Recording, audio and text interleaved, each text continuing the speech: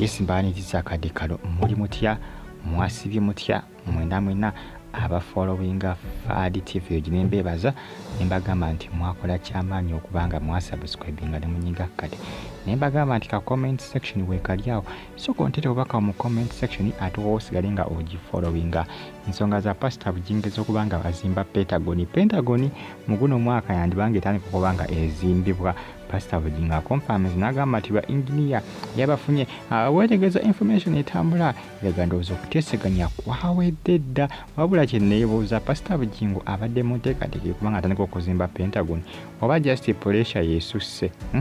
kubanga weetegereza information etambula kiraga ndowooza bagenda kuba bagitandikako omwaka guno okubanga ezimbibwa era omwaka guno gwa 2025 kigenda kuba kizibu okuggwaku nga tebalinaako we batuuse ku kuzimba Pentagon. Nwankubadde ez'omusingi yagamba nti teziwera naye yandiba ndowooza nga yazifunye oba oliawo yandiba nga yazifunye oba oliawo oba si ekyo nga pressure yasusse. Bigamu ku mawulire agatambula jukira ba engineer baali bajjawoko ne nga bagala 30% oba yamaze n'agifuna omanyi sebendiga zisonda ssente lwakuba 30% obunnange y'obumbira obubi bwa ssente bannene nzobola kuba yagoba 10,000 kyaba yagoba ndowooza 5,000 kubanga ye yagamba 10,000 talukwata naye nga tejjukira 10,000 olwo munnange abantu 10 guba mutwalo abantu 20 era enjawulo ebaawo. Misebo yakola ki? Yalugaana olwasa yayagala ssente nnene bamutwala okudda waggulu ne mu ddoola eba naye omusajja ono ajooga naye nga Pentagon egenda kwetandika okubanga ezimbibwa mu mwaka guno ogwa 2025 egenda kwetandika okubanga ezimbibwa. Pastor Bujinge ayaga nti no ataddewo nnyo bampi okubanga afaayo eri endiga ze nokubadde agamba nti endiga zange temugobererawo bakadeyideyi.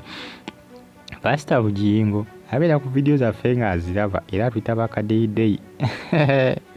aziberako oba alina be yasetinga abaziberako nga bazimonitalinga nze naawe naye nga YouTube channel zaffe azibeerako era azimonitalinga. Nze mwegenzeza nnyo oluusi bitwogera nagenda nakwati n'abyogera eyo naye nayogerako neŋŋamba singa oba endiga bazitera waawo ne baziirawo ku nkokotaawo ku bisooto ebikendeera maama ondooza yali topiki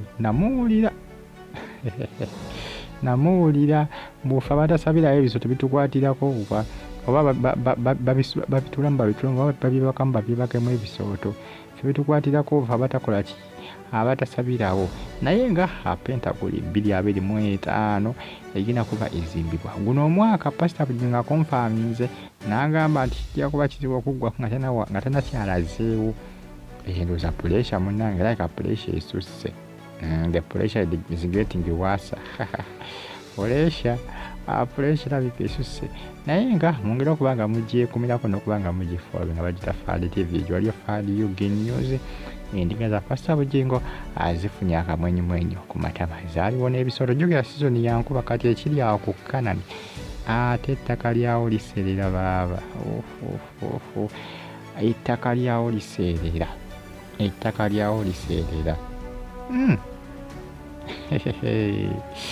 ozannya gwe n'okuzannya naye nga Pastor Bujinge n'amala amanya nti ogenzeewo nga togenze kusaba nga ogenzeewo nga yemu aboogera ku Pentagon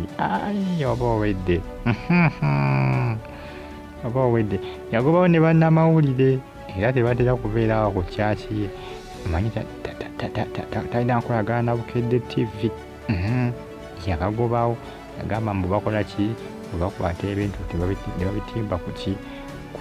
TV zaabwe ne ku social media. So olaba yekwasanga Segedi Nyambu yagendanga n'akwata ebifaananyi eby'obutebe obukalu n'abyeditinga asamalanga n'abitimba ku social media naye Bujinge